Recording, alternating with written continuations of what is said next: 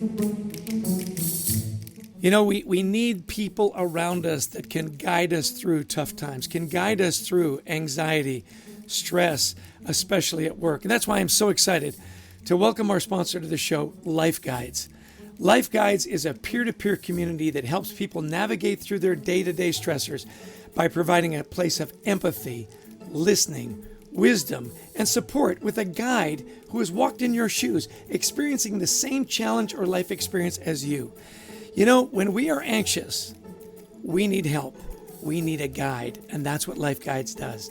So, to offer your team this service and show that you care, all you got to do is go to lifeguides.com/schedule a demo and add the code HEALTHY2021 into the text box, and you'll get 2 months of their free service. Think about it, 2 months to have a life guide to walk you through anxiety in life and anxiety at work. So excited to welcome them to our podcast. Remember, it's lifeguides.com/schedule a demo. And in the text box, all you got to do is put in Healthy 2021. Thank you, Life Guides.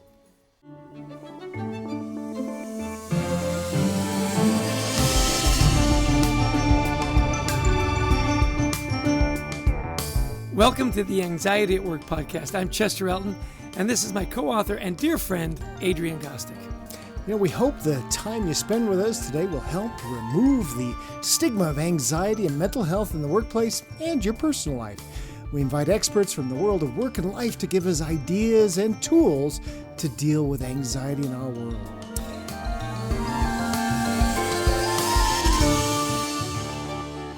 And you're in for a treat today. Our guest is our good friend, Alyssa Cohn. Alyssa was named the top startup coach in the world at the Thinkers 50 Marshall Goldsmith Global Coaches Award. And Inc. magazine has named her one of the top 100 leadership speakers. She is a guest lecturer at Harvard and at Cornell universities and has coached public and political figures, including the former Supreme Court Justice of Sri Lanka and the first female minister of the transitional government of Afghanistan. She has written for Forbes, HBR, and Inc., and our favorite is an amateur rap artist, and we have the video to prove it. So welcome to our humble podcast, Alyssa. Thank you guys so much. It's such a pleasure to be here. I'm so happy to be here. Oh, it's so great to have you on the show, Alyssa. You know, your expertise, and Alyssa is part of the Marshall Goldsmith 100 coaches that we're also a part of. So, and you bring such a unique expertise in entrepreneurship and startups, and that's something we haven't focused as much on in our Anxiety at Work podcast series. So, first question, are there unique stressors that startup leaders and their team members face that we should be maybe aware of and also, you know, understanding how to deal with to help employees feel mentally and emotionally safe? Yeah, thanks, Adrian. It is like such a significant topic in the world of entrepreneurship, and it's becoming much more spoken about. So the truth is that founders, entrepreneurs, startup founders are more than 30% more likely to suffer anxiety and depression as compared to their counterparts. So the important thing about that to know is that startup founders anyway have a propensity towards maybe anxiety, and then they're putting themselves into an intense pressure cooker. Starting a startup is both a roller coaster and also a marathon and also a set of sprints. It is incredibly intense. It's the ups and the downs and managing them all in the space of just minutes at a time at sometimes. And basically, it's unrelenting pressure for years. So for all of those reasons, you know, it's easy to understand why anxiety inside of entrepreneurship is such an important topic. You know, I'm also, you guys didn't mention, I'm also writing a book, or I wrote a book. It's coming out in October. It's called From Startup to Grown Up. And in that book, I devote an entire chapter to the notion of how do you take care of yourself as an entrepreneur, as a founder, because it's such an important topic. Yeah, I mean, you covered every, sprint, marathon, run. When you are a startup, when you are an entrepreneur, you've got all kinds of stressors, right? From funding to making payroll, personality issues, finding and retaining talent, developing your culture. Talk about handling the tough situations by managing yourself, as you're going to do in your book. Maybe give us a little preview about, making it in a learning lab. You talk about. We love the idea of making difficult conversations all about improvement rather than admonition. And could you explain this idea about the learning lab environment? Yes. Thanks, Chester. I really think so. When you have so many ups and downs, and by the way, the ups are nice, but they're also intense, and the downs, they're not so great, and they happen all the time.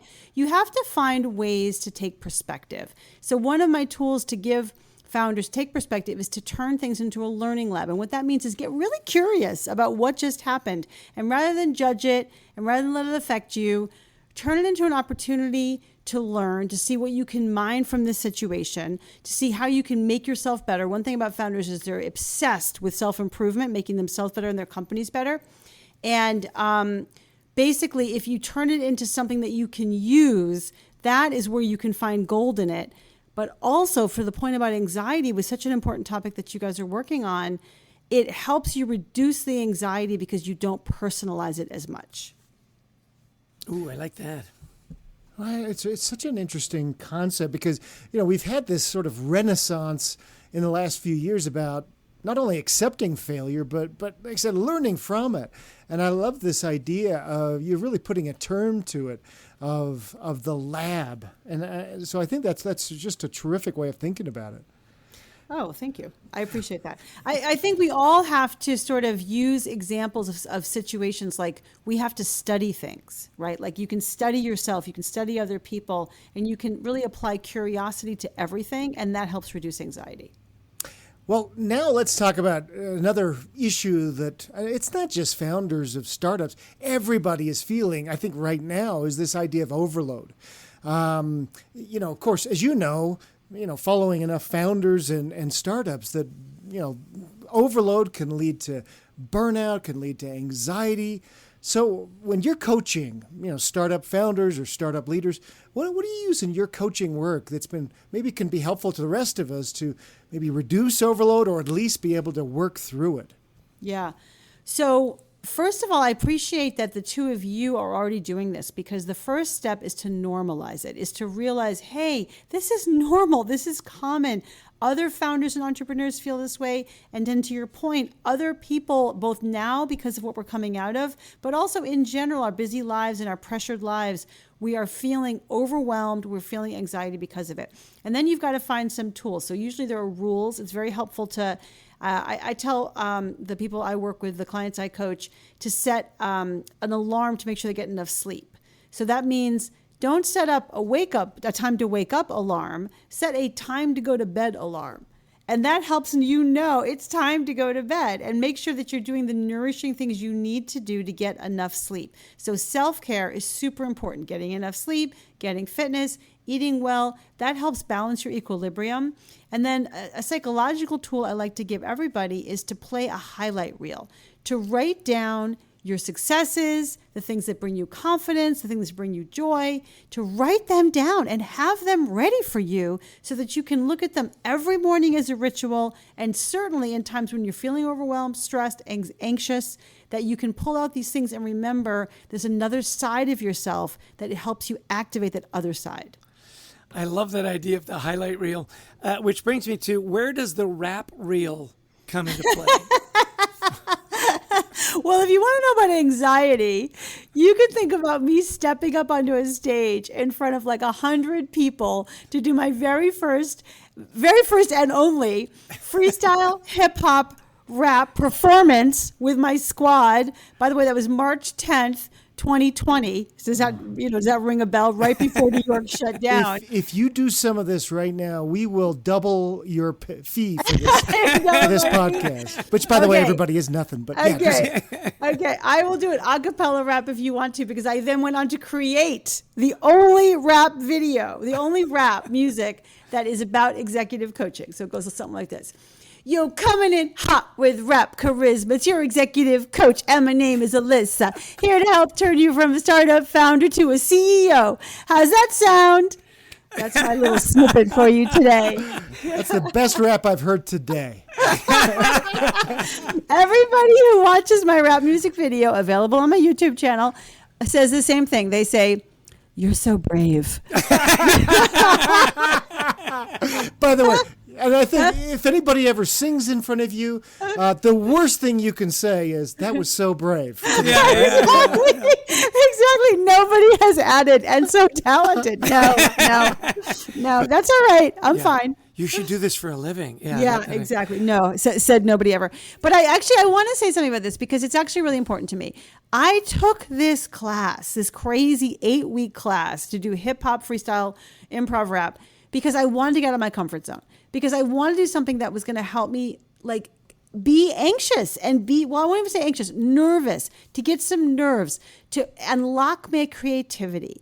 And let me tell you something, the girl who stepped into that class that day, okay, being like, I can't do this, to the person who stepped onto that stage on March 10th and then went on to record my own rap music video and distribute it on social and whatnot, it changed something in me. So I just want to say that you guys are writing about anxiety, and that's really important. And don't mistake anxiety, which is something we have to really take seriously, from nerves and butterflies, which we have to take on when we get out of our comfort zone. And if you want to self-express, and if you want to get out of your comfort zone, and if you want to improve, you have to put yourself in the line of fire and put little stressors in your life to do it. But you have to have the underpinning of safety inside of yourself, and sort of, I know I'm going to be okay inside of myself, in order to give yourself the comfort and strength and confidence to step out of your comfort zone.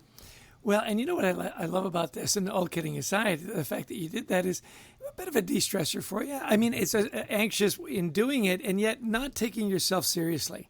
Yeah. And having some fun with it, and taking that break away from all the pressures of your business and your staff. And, one of the things that we talk about a lot that causes anxiety is the negative internal voice. Yes. And I know you've done a lot of talking about that. We've written on the perfectionism in our book, Anxiety at Work, and the need for managers to look at environments in a positive way. And one of the key pieces of advice you offer is forgive yourself, right? Such a great take on how to use your internal voice. And why is that so important to practice forgiveness for individuals and leaders? Oh, yes. Well, I think self-forgiveness is the most important thing, because who is your worst critic? For most successful people, it's yourself. So what that means is you're kind of beating yourself up. You have a constant negative talk track in your head. That's normal for many, many people. And so the only way to really resolve that and handle that is just to, as our mentor, Marshall Goldsmith says, right, just forgive yourself, let it go. But in all seriousness, you have to be able to turn the compassion that you would have towards your best friend, towards yourself.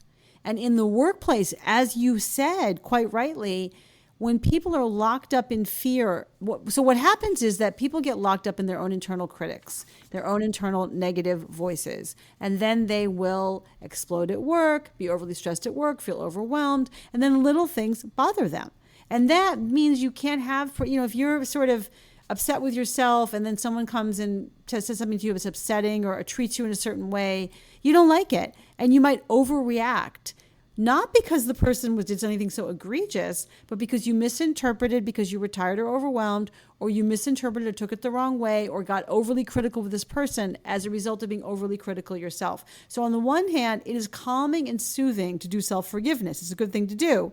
And also, it's just from a work tactic perspective, it's like a very good thing to do, because it's going to help you react more calmly when difficult things at work happen. Yeah, I love that idea. Be able to respond more calmly, more rationally. So, Alyssa, where can we find more about your work? If people want to find more about what you're doing, and where do they go? Come to alyssacohn.com. Come to my YouTube channel. Oh, so I should spell it right. ALISACOHN.com. My YouTube channel to check out the rap music video. And you can follow me on LinkedIn, all the socials, really. Just ALISACOHN. We want to take just a break right here. I love you as a coach, that you are a guide. And we love our sponsor, Life Guides. I think everybody, whether they're entrepreneurs or they're business people, you need a guide. And Life Guides is our sponsor. It's a peer-to-peer community that helps people navigate through their day-to-day stressors by providing a place of empathy, listening, wisdom, and support with a guide, a personal guide that's walked in your shoes, experiencing the same challenges and life experiences as you have. And for our listeners, we've got an incredible offer. If you want to show your team that you care and that you love them, all you got to do is go to lifeguides.com/schedule a demo. And at the checkout, all you have to do is put in Healthy 2021 in that free text box, and you get the first 2 months free. So if you're looking for a great guide in developing your entrepreneurship, it's Alyssa Cohn. If you need a life guide through life, it's lifeguides.com. Awesome. Hey, I want to jump into one more thing, Alyssa, and this is, as I've read about your work, I love how vulnerable you were about your own anxiety at the beginning of your coaching career. You've been, really vulnerable talking about your hip hop and other things today, but so again, despite your anxiety, you became the top coach in the world for startups. So that's pretty impressive. As we talk with people with anxiety, that they say, look, I love my rut. I love being comfortable. But you talk about the growth opportunities are anxiety inducing. So what methods or tactics have helped you work through periods of your maybe own anxiety or self-doubt, but you still wanted to grow? What have you used? Yeah. Adrian, I think it is so important for us all to, as I said before, normalize what's going on and to recognize that, hey, it takes work and we all are dealing with our own things. So I am really comfortable being open about my own, issues and suffering from, at various times, anxiety and depression.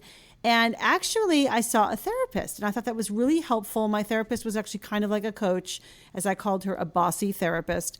And so at one point, I just would have, especially when I was younger, much less now, I think, because I've really worked on them. But when I was younger, I had a lot of mood swings. So I would not say I had massive depression, but I had mood swings. Let's put it that way. And I was really in the middle of these mood swings. And my therapist said, listen, you need to go look into medication or start a very rigorous physical activity program. And otherwise, I don't want to see you again. I was like, oh, okay. So I was pretty out of shape, but I dragged myself to the gym because she kind of forced me to do it. And I didn't see myself on medication for the rest of my life. So that's when I began my actually incredible journey with fitness by first starting with procrastinating for 3 hours to go to the gym, and then procrastinating only 1 hour to go to the gym, and then finding tools to get to the gym and use intense, I sort of would work out 3 days a week, and then I began to increase my workouts. And as you may know, I now do a pretty intense weightlifting set of activities, including on my Facebook page. I do kettlebell quarantines every weekend during the pandemic in sort of showcasing what I like to do for my fitness. But the reason I talk about fitness is because it really led me, I won't say out of anxiety or depression, because I think I still at times just suffer from feeling high strung, but it's calmed me, it's soothed me, it's sort of helped me stay on an even keel. And I think physical activity is just super important. The other thing I would say is self-talk, is that I learned myself to have perspective, to apply self-compassion to myself, to recognize that everything is a process, and to find my own learning lab inside of what I was doing. So it takes a long time. I think these things, especially if you're sort of self-guiding, right, it takes some time. But I think it's helpful to pull tools from all sorts of modalities and also all sorts of people. It's interesting. We couldn't agree more. That's what works for you. You got to find out what works for you, doesn't it? Because even the kettlebells work for you may not work for everybody. Going through that process, going through that lab and figuring it out is all part of the journey, isn't it? What he's saying is he doesn't want to do kettlebells. I'm not doing kettlebells. That's really what I'm saying. Chester's like, no, that would not work for me. Chester, you come visit me in New Jersey. I will show you kettlebells in a gentle, self-compassion way. And I will be very forgiving of myself that I won't do it. Hey, it's interesting. Everybody's been through so much this year. Lockdowns, restrictions. It's been really hard on people's mental health. You've said that as hard as that was, going back to work, getting back to whatever normal looks like, might be even harder. Why are we in for such a challenge here? And what should leaders be aware of as people are coming back to the office? Yeah. I think that many people that we know, many people who sort of are white collar workers, found a rhythm and a cocoon, and much to like about the nesting of the pandemic, much to like the family time they got, the lack of competing commitments, lack of feeling overscheduled, even this experience of kind of knowing the friends who are important to them. Many of us, I myself took up, I did this rap about executive coaching. I took up piano lessons. My beau and I had barbecues regularly on our deck. So, I I had my own pandemic hobbies. Many people found pandemic hobbies. And I think going back to the office and maybe re-entering real life, there's something really lovely about that. There's something euphoric around that, knowing that we've gotten through this period. But I think there was also something which brings back life had been on pause. And now if I was if I was ambivalent about something, I gave myself the excuse, it was the pandemic. Well, not pandemic anymore. Now you got to face these issues. And in that Forbes article I wrote about facing building your network when you've let it go for a year, facing what to do about your career when you sort of had just decided to play it safe the way it was this year.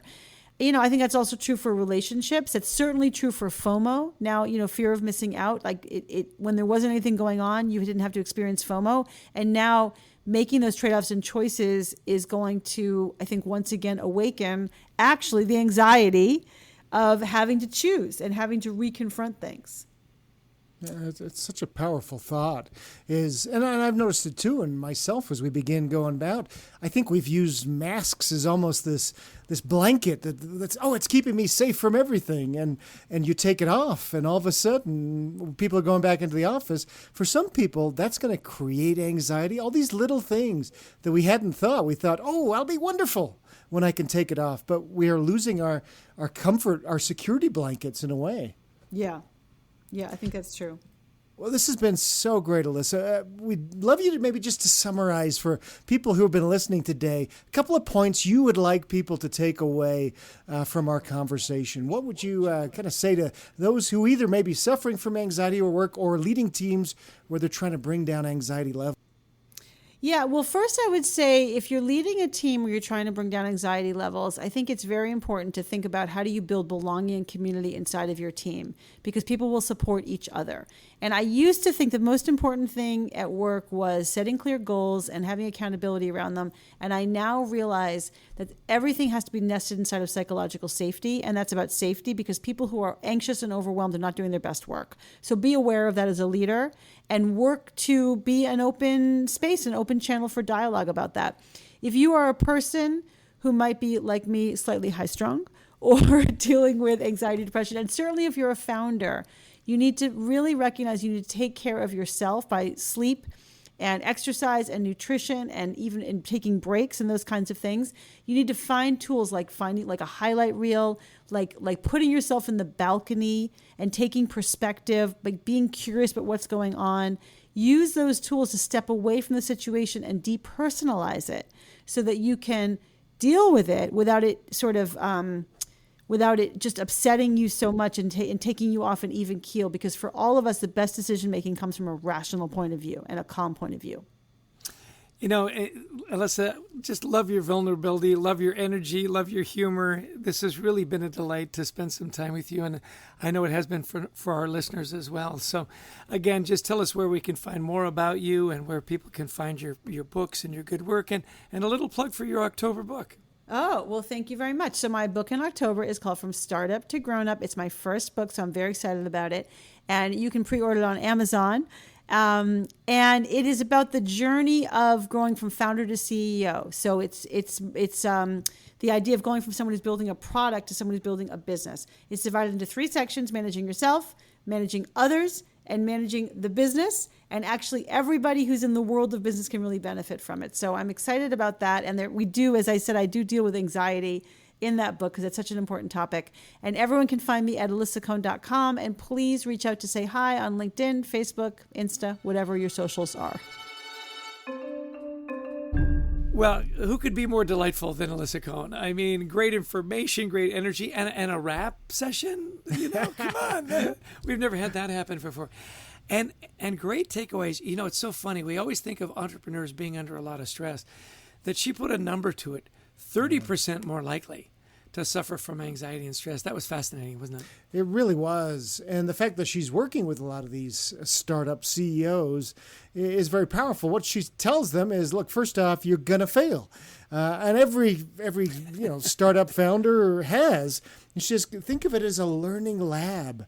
Because they're obsessed with self-improvement anyway, then what are you learning here?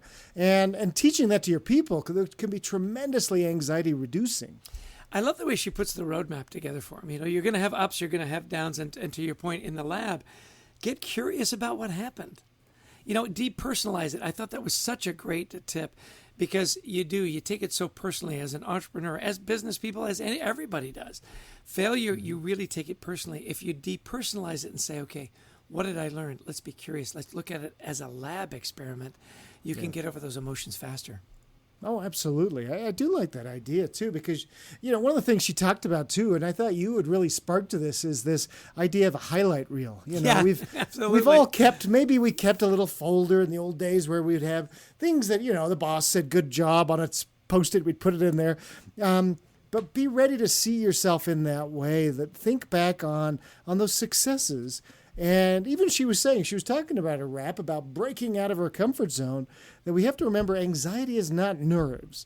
This is not just something, but people with anxiety can have nerves. It can actually exacerbate things. So create safety within yourself. And part of that is this highlight reel idea. Yeah. Butterflies are good, anxiety bad. I love that she made the distinction. She also talked about normalizing it. This is a normal thing. Don't feel like this is just you. And then the tools, setting an alarm for when you should get to sleep, and then play that highlight reel from time to time. Give yourself that, as our friend John Baldoni would say, give yourself a little grace, give yourself a break. You've been great. You can be great again. Yeah, exactly. So, I thought some really good takeaways on coming back into the workplace and really thinking about this. The people have created a rhythm. It's been 14, 15, 16 months. It's been a long time that they found benefits in working this way. I've had more family time. I've had more focus. So that be aware of those stressors and anxiety that people will feel coming back into the workplace. Yeah, when she used the word cocoon, that really resonated with me. I go, like you said, behind the mask, I've picked up some hobbies. I play the piano now. I can have dinner with my family. And that'll all be disruptive, and that'll all be cause for anxiety as well. A great take on it, things I hadn't thought of before. And then find your way to deal with anxiety. For her, it's kettlebells. Won't be for me, as you very acutely and accurately pointed out. What is it that works for you? Is it getting that sleep? Is it eating differently? Is it time with friends? And I love that she found her lane that worked for her and encouraged people to find their own. Yeah, which is what we encourage everyone to do, is find your lane, whether you're leading people and trying to create a psychologically safe culture like Alyssa talked about, or you are trying to take care of yourself and finding the path that works for you. Take time, normalize this, and let's just keep the conversation going. Right, Chess? Yeah, and you talk about taking care of yourself. We talk about life guides. Our great sponsor, this peer-to-peer community that gives you a personal guide to walk you through those stressors, in a place of empathy, listening, and wisdom. Somebody that's gone through what you've gone through, right? The same challenges, the same life experiences. And their offer to our listeners is fabulous. If you want to show your team you care and offer up life guides and their services, just go to lifeguides.com/schedule a demo. And in the checkout box, all you got to do is put in Healthy 2021, and you get the first 2 months free. Now, all this information will be in the show notes. So don't worry, you can't take a screenshot on a podcast. It'll all be there for you. We love Life Guides. They're making a difference for so many people. Their goal is to impact 1 billion people worldwide. That's a noble goal. And extremely affordable, very easy to implement, and it really is an effective way to show your people that you care. So special thanks for all of you who've listened, to our producer, Brent Klein, to Christy Lawrence, who finds amazing guests for us. And if you'd like to learn more, check out our new book, Anxiety at Work. And if you like the podcast, please share it. We'd like you to download it. That's one of the indicators that you've got a good podcast. Be curious, as Alyssa said. Be curious about our podcast. Download it, share it with friends. And we've got a wonderful online community, WeThriveTogether.global. Again, that'll be in the show notes, where we're creating a safe place to talk about anxiety and mental health at work. Again, thank you for your time. Look forward to seeing you back here again. Adrian, another great podcast, another great guest. Who's luckier than you and me? Nobody. That's exactly right. So have a great week, everybody. We'll talk soon. You bet. Take care and be well.